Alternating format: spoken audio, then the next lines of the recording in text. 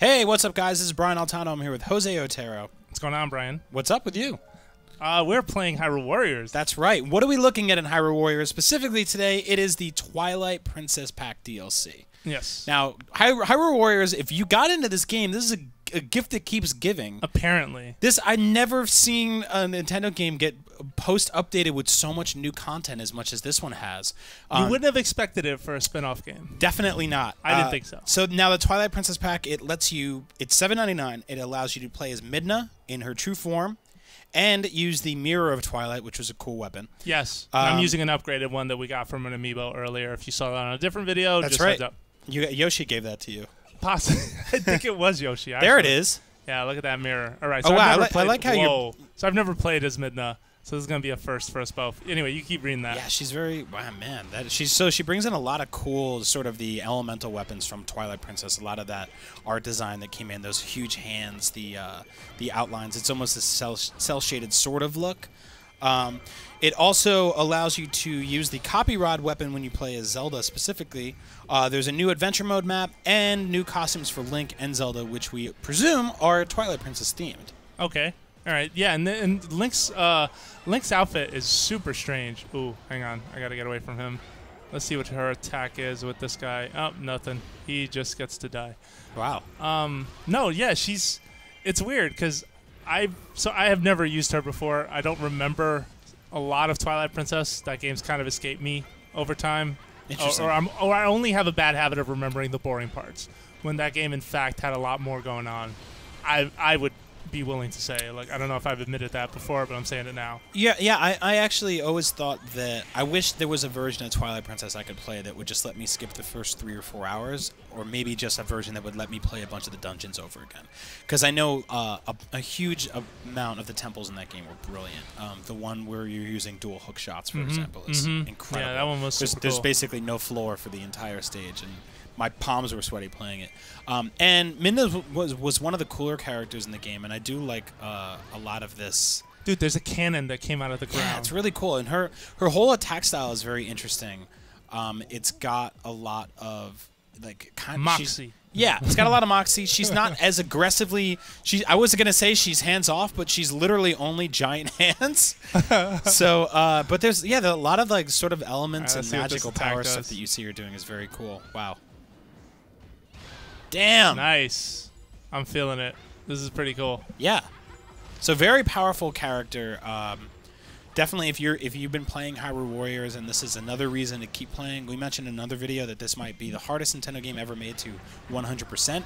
There is just so much to do and so much to unlock, and so many characters to play it. And it doesn't seem like there's any shortage of new modes and DLC and characters and costumes and weapons being added to this game. Yeah, there's a lot going on with this game specifically post-release. I think that's been a big surprise, but it's cool to see that at least it's more of the fan service stuff that I think folks who ran out and bought this game will appreciate ultimately, right? I mean, we do a podcast here at IGN called Nintendo Voice Chat, and we had a friend of the show, Chris Kohler, on. He made a great point that this sort of felt like a Zelda game, a Zelda spin-off game made by fans. Yeah. Like, people were like, you know what would be cool?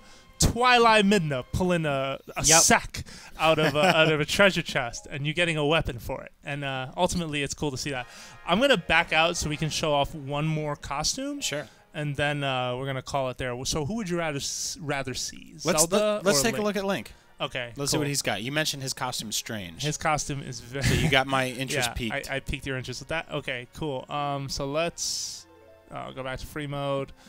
Go to Death Mountain. There he is. Press X to change costumes. So he's wearing the postman uniform. What? Are you kidding me? I'm not kidding you at all. Okay, this was totally worth it. I love even the little rabbit in the top of his. All right, before I move on, let me just show you Zelda's outfit. Oh no, she has Ilya's clothes. Which, okay, there they go. Which is a lot more. She's cosplaying right now. It's a lot more grounded. Link's costume is just ridiculous. I wouldn't even want mail from this guy. It'd be great if he ran faster, but he puts the MALE in mailman. Yes. All right. What do you want?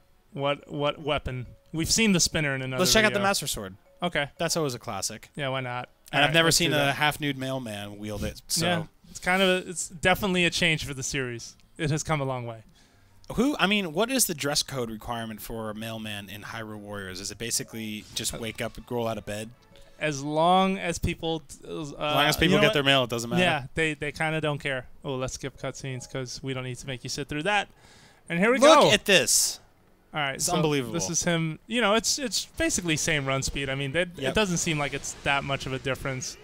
But obviously, this Link is beefed up. He's in, he's in the 30s as far as level goes. So he's pretty godly at this point, at least for me. Probably for Brian too. Yeah. Have you continued to play Hyrule Warriors? Just here and there, I'll check it out every now and then. I told you I was kind of. I turned it on the other day and I put it one of my amiibos down and I got 1 rupee and I said, "The hell with this game." Okay, that's fair. So it happens. They earned your scorn in that case. Yeah, but I'll go back and I'll try it again. All right, watch out for boulders. Let's get one more of these out.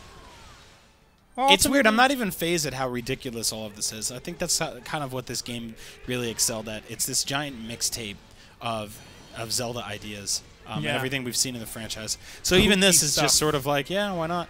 Yeah, no, definitely kooky, strange, weird.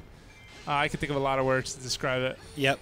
It's interesting to see as a DLC pack, you sort of take everything that's in there, right? You pay $7.99, you get Midna, you get her costumes and weapons, and you get Zelda's new costumes, and you get some new adventure mode stuff, and then you see Link in his underwear. So yeah, I was going to make that point. And Link in his underwear. How can you turn that down at $8? Exactly. Actually, I don't want to make it sound like we're selling it. Obviously, that's up to you to decide.